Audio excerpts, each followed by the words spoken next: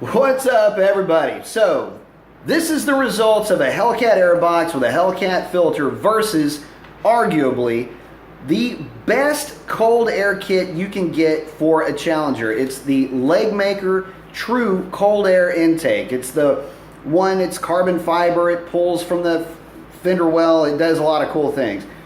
But arguably the absolute best that you can buy. Actually puts the filter down into the fender well, nice big 4-inch carbon fiber piping, really nice kit. In fact, it looks the part more than any other intake, at least, if nothing else. So, how did it do? Well, before I get into the results, I got to get into some nerd stuff for you because the results don't matter unless you know what the conditions were. Conditions, the DA was hovering around 600 feet for most of the night. Anywhere from 600 to 800 feet basically was what I was running in. Very similar to the conditions that it ran 12.0s in, where those conditions were about 200 to 300 feet higher on average throughout the course of the night. So that'll give you something to work with while I'm talking about this stuff.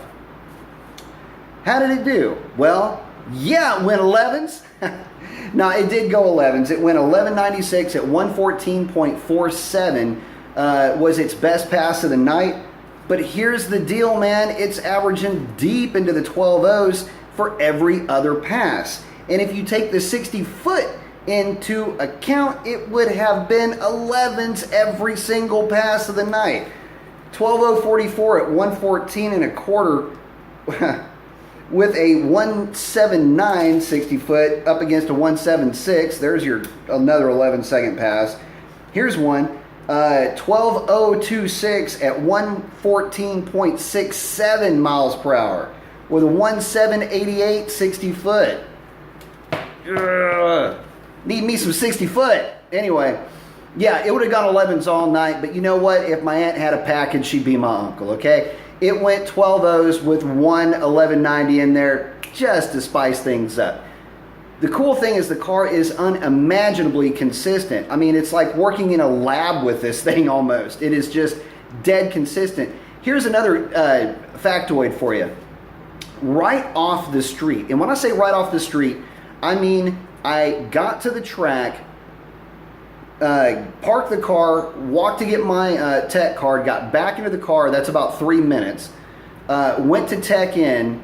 The car sat for about 10 minutes while I went and took a leak and talked to somebody literally on the way back from the bathroom, got in the car, staged it, and ran it. Literally still piping hot, went 12.0 at over 114, that 12.044 at 114.22 was the piping hot run. I mean, like I say, it was literally off the street, so real world conditions basically.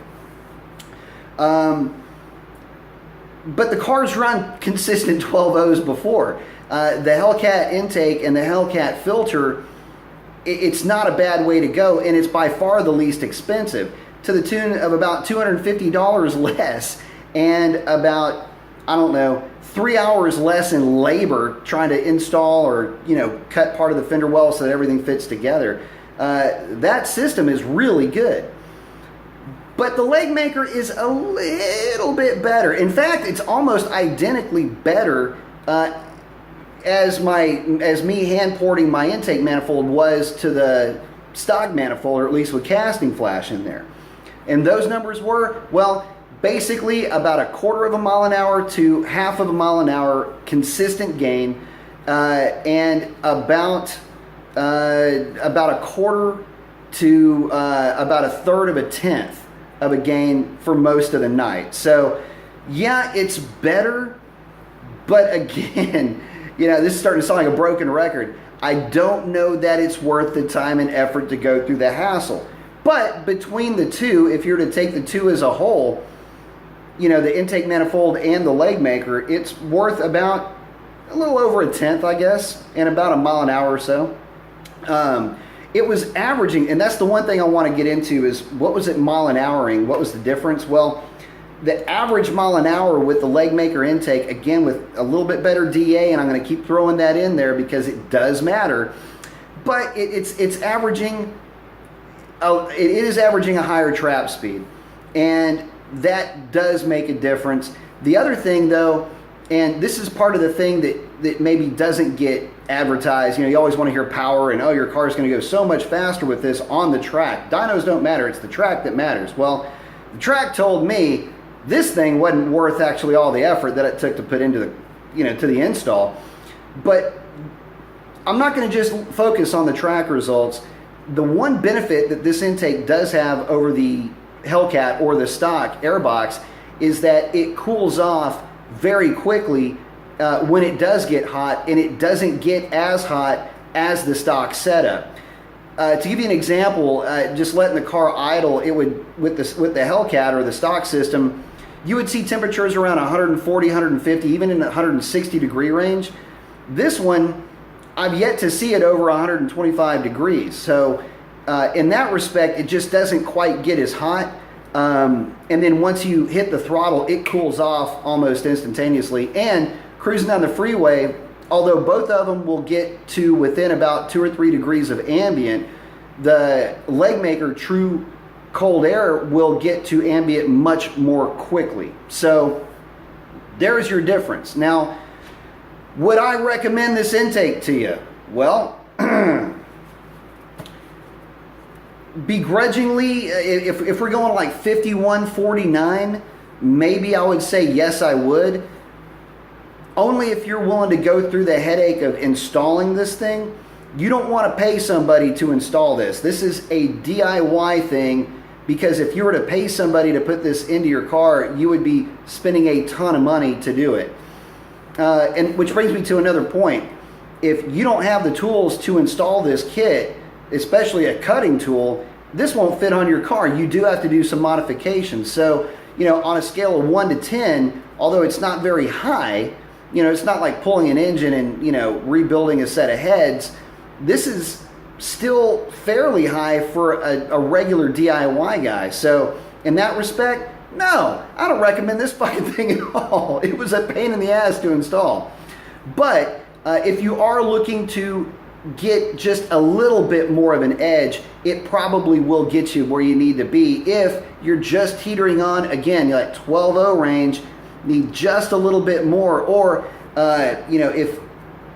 if the car feels like it might be nosing over on the big end of the track, it might help you to at least get a bump in mile an hour towards the end of the track, especially if you're doing any roll racing or something like that.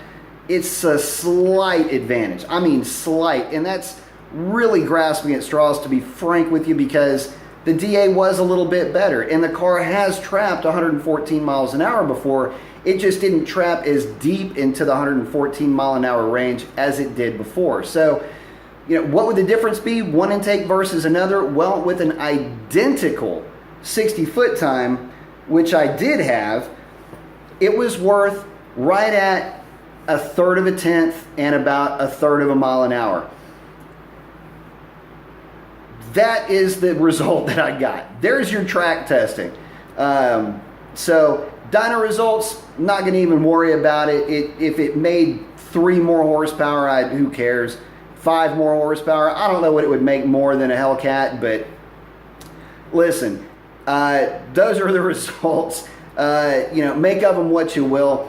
I think that if you've gone ahead and gone with the Hellcat setup, I wouldn't pull a Hellcat setup off of my car again to do this mod. If you have a stock airbox and you're looking to go for a different cold air kit, it's worth the money to do it, provided that you've got the patience and the skill set to install it. If you don't, just buy a Hellcat. You'll be thanking me for this, believe me. So that's it on my end. Post up what you've got. Hope you guys are having a great one. That's a wrap. Adios.